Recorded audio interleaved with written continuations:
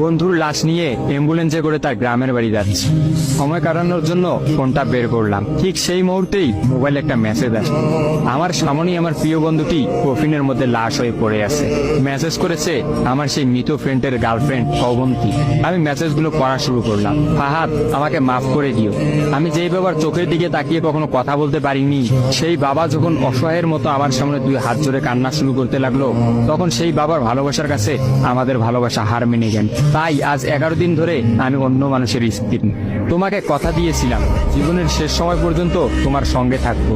আমার সব সময় ভয় হতো যে তুমি আমাকে কষ্ট দেবে, হয়তো আমাকে ছেড়ে অন্য কাউকে বিয়ে করবে। অথচ দেখো, আমি তোমাকে কষ্ট দিলাম, আমি তোমাকে রেখে অন্য পুরুষকে বিয়ে করে ফেললাম। জীবনটা বড়ই অদ্ভুত, তাই না? তোমার কি মনে আছে আমি তোমাকে কাঁদতে কাঁদতে বলতাম আমাকে কখনো ছেড়ে যাবে না? তো তুমি হাসতে হাসতে উত্তর দিতে, আমি তোমাকে কখনো ছেড়ে যাব না, তুমি আমাকে ছেড়ে গেলে যেতে পারো। তখন আমি অনেক রাগ করতাম, কারণ আমি তো তোমাকে পাগলের মতো ভালোবাসতাম। তুমি নেই এরকম কোনো পৃথিবী আমি কল্পনাও করতে পারতাম না। অথচ দেখো, আজ অন্য কেউ হচ্ছে আমার স্বামী। রোজ তার সাথেই আমাকে ঘুমাতে হয়, ঘুম থেকে উঠে তার মুখটাই আমাকে দেখতে।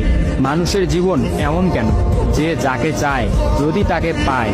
প্রকৃতির তাতে কি এমন আসে যায়? কেনই বা প্রকৃতি তাদেরকে কাঁদায়? হুট করেই সবকিছু হয়ে গেছিল, তাই আমি ইচ্ছে করেই তোমার সাথে যোগাযোগ বন্ধ করতেই আমার নাম্বারটা বন্ধ করলাম। বিয়ের দিন ভাইয়ের ফোন হাতে নিয়ে আমার ফেসবুক আইডিটাও ডিলিট করে দিলাম। তুমি অনেক কষ্ট পেয়েছো আমি জানি, যার সঙ্গে সারা জীবন কাটাবো ভেবেছিলাম তাকেই শেষমেশ কষ্ট দিলাম।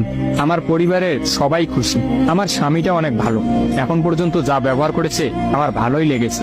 তবে ভবিষ্যতে কি হবে জানি না। তোমার কি আমার সেই প্রথম দেখা হওয়ার কথা মনে আছে? তবে সেটাই যে প্রথম দেখার, সেটাই যে শেষ দেখা হবে, এটা কখনোই ভাবতে পারি।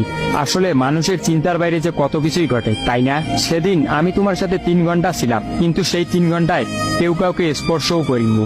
কিন্তু তুমি যখন আমাকে তোমার রিক্সায় তুলে নিতে তোমার হাতটা বাড়িয়ে দিলে, তখন আমি তোমার হাতটা প্রথম স্পর্শ করেছিলাম। বিশ্বাস করো, সেদিন আমার কিছুতেই তোমার হাতটা ছাড়তে ইচ্ছা করছিল না। তোমার ঘরে আমার জন্য কিনে রাখা শাড়িগুলো নিশ্চয়ই এখনো আছে। আচ্ছা, আমি তো এখন আর তোমার নই, ওই শাড়িগুলোকে আমি পাবো? তোমার তো যখনই কোনো শাড়ি পছন্দ হতো তুমি কিনে রেখে দিতে, আমি বলতাম বিয়ের পর সবগুলো একসঙ্গে নেব। দেখো, আজ আমি বিবাহিত, কিন্তু আমার স্বামী তুমি নও। আমি এমনটা কখনোই চাইনি। নিজের পছন্দের একটা মেয়েকে বিয়ে করে নিই, তারপরে শাড়িগুলো তাকে দিয়ে দিই। মেয়েরা শাড়ি কতটা পছন্দ করে তা কি তুমি জানো?